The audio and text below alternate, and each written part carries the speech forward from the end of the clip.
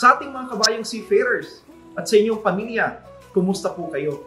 Nasaan man kayo, maaaring andito kayo sa Pilipinas o kasalukuyan kayo nakasampa sa barko at binabayo ng mga alon. Sana ay nasa maayos kayong kalagayan.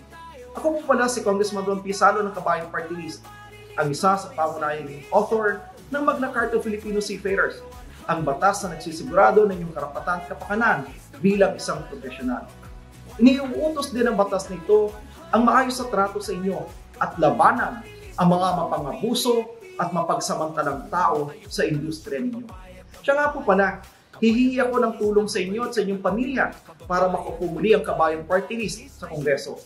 Ito ay upang masigurado natin na maipatutupad ng maayos ang Magna Carta o Filipino Seafarers. Dahil alam ba ninyo na kapag naipatupad ng maayos ang inyong Magna Carta, ay magdadala ito ng mas maraming trabaho para sa inyo at sa inyong pamilya. At syempre, mananatiling boses ninyo sa Kongreso ang ating Kabayang Party List. Ito po muli si Congressman Ron Pisalo. Tandaan, iboto natin ang Kabayang Party List number 120 sa balota. Maraming salamat at mabuhay ka, kabayan. 120 tayo, Kabayang Party List ang panalo.